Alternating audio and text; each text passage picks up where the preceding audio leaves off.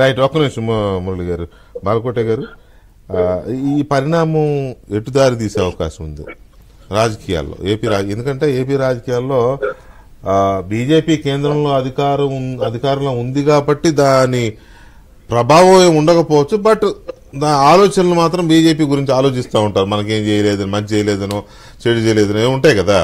కానీ కాంగ్రెస్ పార్టీ ఇప్పుడున్న సిచ్యువేషన్ లో పెద్దగా ప్రభావం చూపే అస్తిత్వం కూడా ఉందా లేదా అని ఎత్తుకునే పరిస్థితి. హానెస్ట్లీ మాట్లాడుకుంటే మనం ఈ సిచ్యువేషన్ లో ఆవిడ టేకప్ చేస్తే ఎలా ఉండే అవకాశం? నమస్తే వెంకటకృష్ణ గారు, అలాగనే పెద్దలందరూ కూడా. అమరావతి ఢిల్లీ వెళ్ళినప్పుడు రాజధాని అమరావతి ఉద్యమం మీద ఆంధ్రప్రదేశ్లో జరిగే ఎస్సీ ఎస్టీ అట్రాసిటీస్ గురించి చెప్పడానికి విజ్ఞాపన పత్రం ఇవ్వడానికి స్వయంగా నేను రాహుల్ గాంధీ గారిని కలిశాను, మన కొప్పుల రాజు గారి ద్వారా. ఆ రోజునే ఆంధ్రప్రదేశ్ మీద స్పెషల్ ఫోకస్ ఒకటి పెట్టాలనేది రాహుల్ గాంధీలో నాకు కనిపించింది. ఈ ఎస్సీ ఎస్టీ బీసీ మైనార్టీకి సంబంధించిన ఒక కోటాన్ని ఢిల్లీ తీసుకొచ్చి మాట్లాడాలనే ప్రయత్నం చేస్తే మమ్మల్ని పంపించే ప్రయత్నం అయితే కాంగ్రెస్ పార్టీ చేయలేకపోయింది. ఆ రోజు అమరావతి రావాలనేది ఆయన కోరిక. ఆయన ఆహ్వానించడానికి సరైన దారి దొరకల. నేను అనేది ఏంటంటే కాంగ్రెస్ పార్టీ విభజన కారణంగా దేశంలోనూ 2 రాష్ట్రాల్లోనూ అది కోల్పోయింది, అది గ్రహించింది. ఎందుకు కోల్పోయాం, ఏం తప్పు చేశామనేది గ్రహించింది. అది పక్కన పెట్టి ఈరోజు షర్మిల గారు కాంగ్రెస్ పార్టీ బాధ్యతలు పెట్టడం అనేది దీన్ని ఎలా చూడాలి? ఇంకెవరైనా కూడా అంత పెద్ద చర్చ ఉండదు. ముఖ్యమంత్రి జగన్మోహన్ రెడ్డి గారు, ఆయన సోదరి షర్మిల గారు.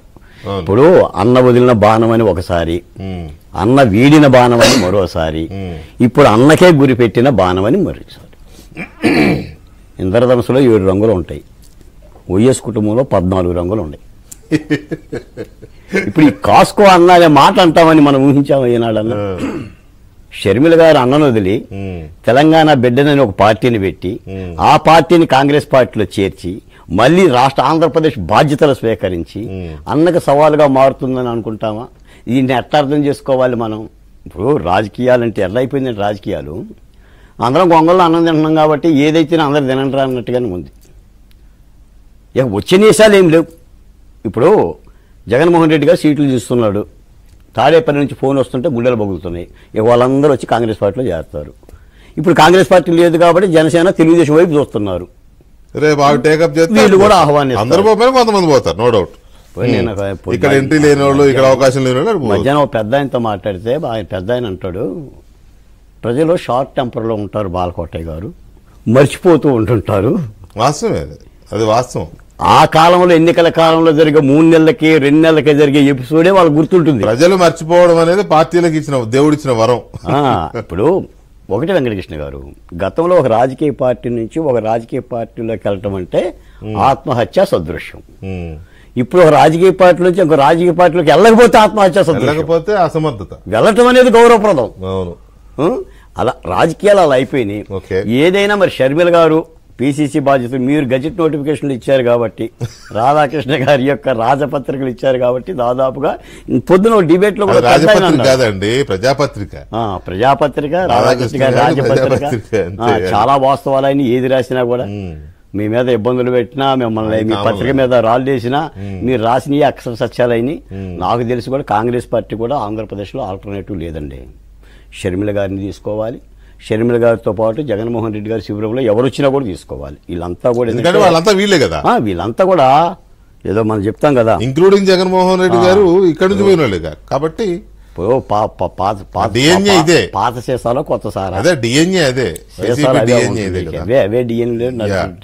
పాలిటిక్స్ అలా అయిపోయినాయి. వీటి తప్పు పట్టడానికి కూడా ఏం లేదు, ప్రజలు కూడా అలవాటు పడిపోయారు. నేను మిమ్మల్ని అడిగింది కూడా తప్ప, షర్మిల గారు వెళ్తే తప్ప ఒప్ప అని అట్లా ఇంపాక్ట్ ఎలా ఉంటుంది ఒక విధంగా చెప్పాలంటే షర్మిల గారు ఆంధ్రప్రదేశ్ లో కత్తిమీద స్వామి. ఎందుకంటే ఆంధ్రప్రదేశ్ ప్రజలతో విడదీయలేం షర్మిల గారిని, ఒక బంధం ఉంది ఆమెకి. అవును, ఒక బంధం ఉన్న తర్వాత తెలంగాణతో ఒక బంధం ఉంది, మళ్ళీ ఆంధ్రప్రదేశ్ తో బంధం.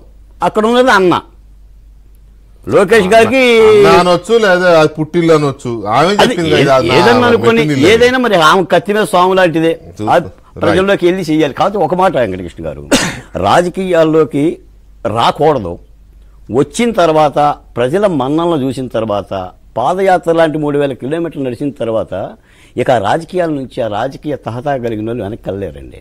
వెళ్ళలేరు. కష్టమైన నష్టమైన శ్రమైన గెలుపైన సావోరేవో అక్కడే తెలుసుకుంటారు. సావోరేవో అంటారు. Right. రాజశేఖర రెడ్డి గారి కుటుంబానికి ఈ నైజం అయితే కష్టం ఉంది. రైట్. ఇప్పుడు కందర్ మురళి గారు నమస్కారం.